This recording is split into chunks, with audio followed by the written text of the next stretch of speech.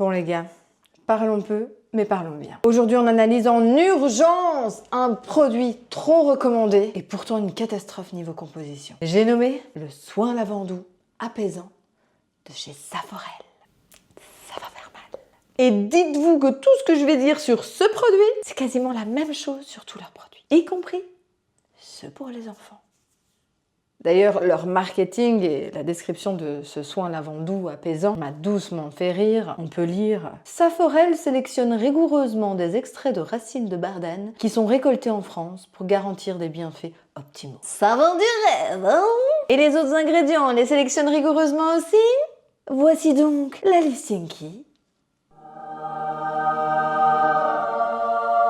Et en deuxième position, on a déjà un cocamidopropylbétaïne, qui certes n'est pas un ammonium quaternaire à part entière. On est sur un tensioactif qui est doux, issu de l'huile de coco, contenant un centre d'ammonium quaternaire, mais sans les effets polluants ou occlusifs des quartz classiques. Vous allez me dire, bah ça va alors.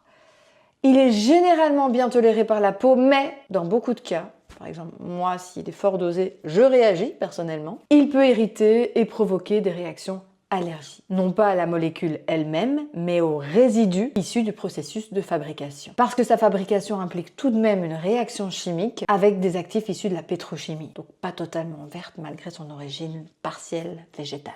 Ces fameuses réactions allergiques peuvent engendrer des démangeaisons, des rougeurs, etc. etc. C'est pas le pire des ingrédients, mais ce qui est pas top, c'est de le mettre dans un ingrédient pour notre petite flair. Si déjà on utilise ce produit, c'est parce qu'il y a déjà un petit déséquilibre. Enfin bref, passons au troisième ingrédient, qui lui pose vraiment problème.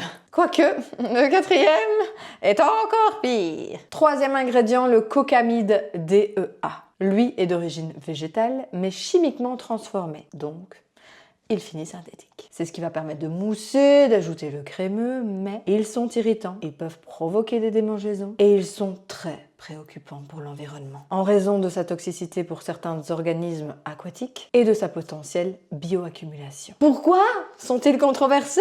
Mais parce qu'il peut conduire à la formation de composés potentiellement cancérigènes, voyons. C'est pour ça qu'aujourd'hui, beaucoup de marques préfèrent utiliser des alternatives beaucoup plus sûres. Hein, Saforel?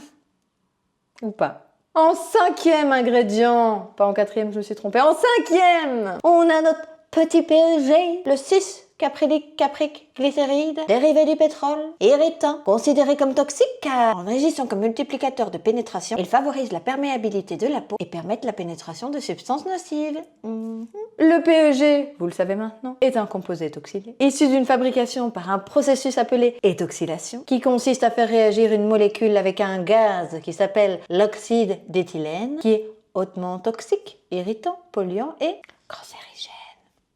Selon certaines études, après purification, on ne devrait normalement rien retrouver, hein. Pas de panique, plus rien après. Promis, après j'arrête l'accent. Mais d'autres études faites par le Centre international de recherche contre le cancer ont démontré que les PEG pouvaient toutefois être contaminés par le 1,4 dioxane, issu du procédé d'étoxylation, qui est un sous-produit formé accidentellement lors de l'étoxylation, irritant, cancérogène probable et persistant dans l'environnement. Le best combo. Ensuite, on a du parfum. Parfait pour la zone intime, parfait, continuez comme ça. On le sait, la zone intime est sensible, elle est plus sensible que d'autres parties du corps. Donc c'est peut-être pas le moment d'y mettre un parfum. Si je dois vous le rappeler, les problématiques du parfum dans des produits intimes, dans ce cas-ci un nettoyant intime, potentiel irritant, démangeaisons, rougeurs, picotements, brûlures, risque de sensibilisation et d'allergie, peut aggraver une zone déjà sensibilisée en cas d'irritation, de sécheresse, de micro-lésions, etc., etc. Perturbation du confort intime, hein, of course. Et un argument marketing plutôt qu'un réel bénéfice cutané. Du style, le parfum donne une sensation de fraîcheur, de propre, mais une odeur naturelle, les gars, n'est pas signe de mauvaise hygiène. Hein. Bref, pas idéal dans un nettoyant intime.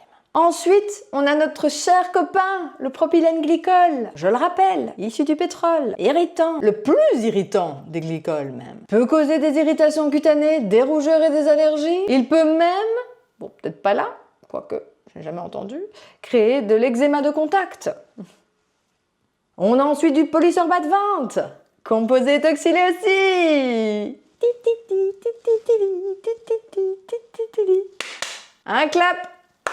Pour le composé toxylé, issu de l'étoxylation, gaz oxyde d'éthylène, 1,4 dioxane, toxique, irritant, polluant, cancérigène, tout ce que j'ai dit avant, quoi. De petits extraits de lavande, de l'huile de lavande, ça va, ça va. On a ensuite le tétrasodium EDTA, pas top non plus celui-là. Il est synthétique, c'est un agent chélateur qu'on utilise depuis les années 30, qui n'est pas dangereux en usage cosmétique en soi. Il reste à la surface de la peau et ne pénètre presque pas. Mais, parce qu'il y a toujours un mais, il peut être irritant pour les peaux sensibles.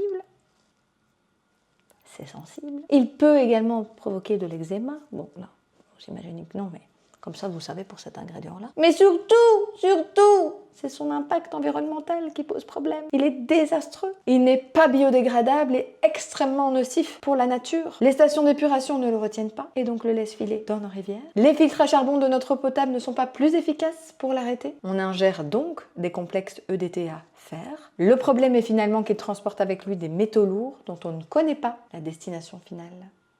Le DTA et ses sels sont bien entendu interdits en bio. Prends mes petites notes parce qu'ils sont nombreux. On a ensuite linanol, linaninacétate, citronénol, coumarin, géraniol, terpinéol, limonène, qui sont 7 composés aromatiques, molécules odorantes, ce que vous voulez, qui sont utilisés pour leur parfum donc, qui font partie des allergènes réglementés par l'Europe. Pourquoi tu vas nous foutre ça dans un nettoyant intime? Même si la plupart sont issus d'huiles essentielles, de choses naturelles, oui mais partie sensible. Et après, pour bien finir cette composition, on revient avec un composé aromatique de synthèse, toujours, qui fait partie des allergènes réglementés par l'Europe, toujours, mais petit bonus de fin, qui est un perturbateur endocrinien suspecté.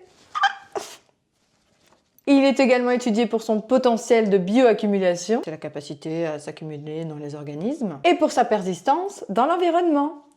Ne parlons même pas de son impact potentiel sur les écosystèmes aquatiques. Voilà! Si vous avez besoin d'alternatives plus douces et plus naturelles pour votre petite pépette, c'est ici en dessous de la vidéo.